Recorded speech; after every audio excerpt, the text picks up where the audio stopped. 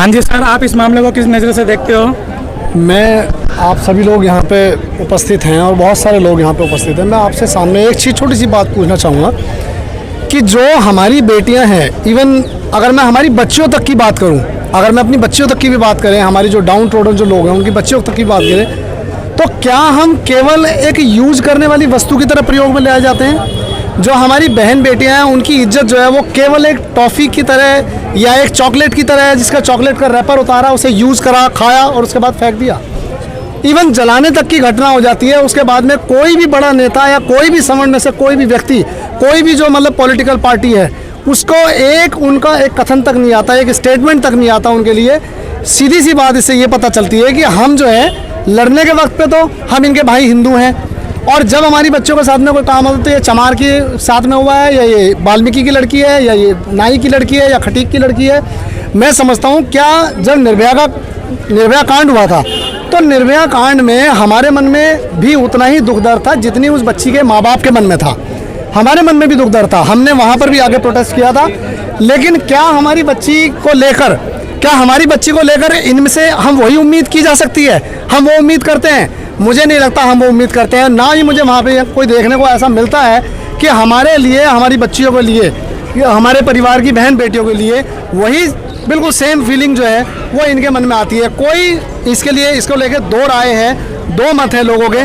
जो हमारी बहन बेटियां हैं उनको जो यूज़ करा जाता है, उनको एक तरह से बस उसको जैसे खाली पीली एक वस्तु की तरह यूज़ कर लिया जाता है, और उसके बाद में 9 साल की बच्ची को जला दिया जाता है, और जलाने के बावजूद भी कोई कमेंट नहीं आता है। बच्ची के सिर्फ जो है वो बहुत बुरी तरह से उसको जो है वो विक्षिप्त अवस्था में उसको पागलपन की हद तक उसको ले जाया जाता है। कोई उसके बावजूद भी बोलने वाला कोई व्यक्ति, किसी बड़े नेता का, किसी भी पॉलिटिकल पार्टी का, not at all any single statement, we just till now waiting for that. अभी तक हमने उसका ऐसा कोई भी स्टेटमेंट अभी तक हम लोग नहीं है। कब तक ये होता रहेगा, कब तक ऐसा चलता रहेगा?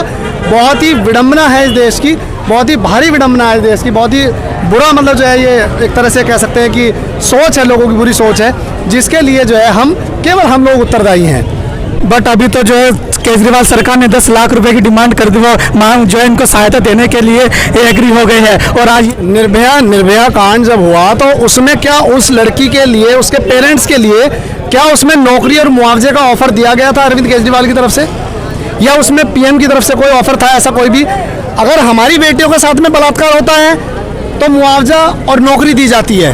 अगर उनकी बेटियों के साथ में बलात्कार होता है तो न्याय की गुहार लगाई जाती है, न्याय लिया जाता है। एक ही व्यवस्था में दो ढांचे, एक ही व्यक्ति जो है वो दो तरह के जूते पहनता है, एक 8 नंबर और एक 9 नंबर, या एक 10 नंबर और एक 8 नंबर। ऐसा तो गलत है ना। यदि निर्भया के लिए राष्ट्रपति भवन तक जनता जा सकती है, तो हमारे देश में जो हमारी बच्चियां हैं उनके साथ में अगर बुरा काम होता है, बलात्कार होता है, कोई राष्ट्रपति भवन छोड़ो, कोई सीएम ऑफिस तक जाने के लिए तैयार नहीं है। तो ये क्या कहेंगे इसे? ये दोहरा और दोगलापन, दोगली मानसिकता। मैं अरविंद केजरीवाल जी से एक ऑफर करता हूँ, अरविंद केजरीवाल जी को, कि बच्ची उनके पास में भी है, बेटी भी है उनकी और बेटे भी है उनके, ठीक है? यदि ऐसा उनके, भगवान ईश्वर ना करे, यदि ऐसा उनके बच्चों के साथ में किसी का साथ हो जाए, तो क्या वो मुआवजे को एक्सेप्ट करेंगे? क्या वो मुआवजा लेके अपने आप को जो है वो धन्य समझ लेंगे, या उसकी इतिश्री मान लेंगे उसकी? यदि नहीं, तो फिर हम उस बात को मुआवजा लेके कैसे मान सकते हैं? हम कैसे एग्री हो जाए कि हमें मुआवजा दे दिया जाए?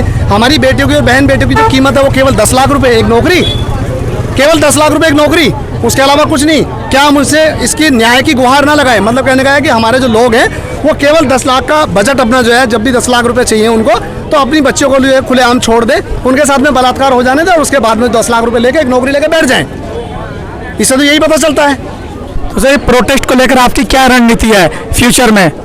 मैं यहाँ पे जो, जैसे अभी हमारे अजय भाई ने भी कहा और हमारे जो ये अजीत जी हैं उन्होंने भी इस बात को कहा कि ये जो यहाँ पर जितने मैं देख रहा हूँ, यहाँ पे पहले भी मैं 1-2 ऐसे उसमें देखा है, जितने अलग अलग टेंट लगे हुए हैं, अलग अलग लोग अपने आप को, संगठनों को लीड कर रहे हैं। जैसे पहले भी अपने इस बात को देखा, कई जगह मैंने देखा है। तो ये लीड करने का विषय नहीं है, ये इंसानियत का विषय है।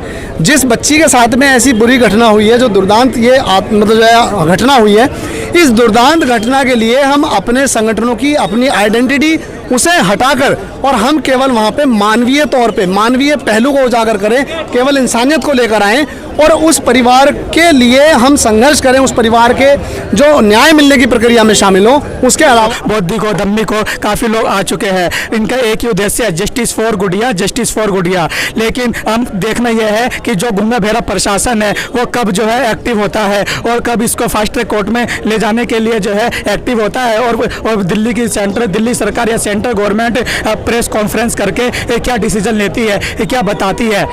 विकास आनंद सिंह की रिपोर्ट, कनेक्ट विद विकास।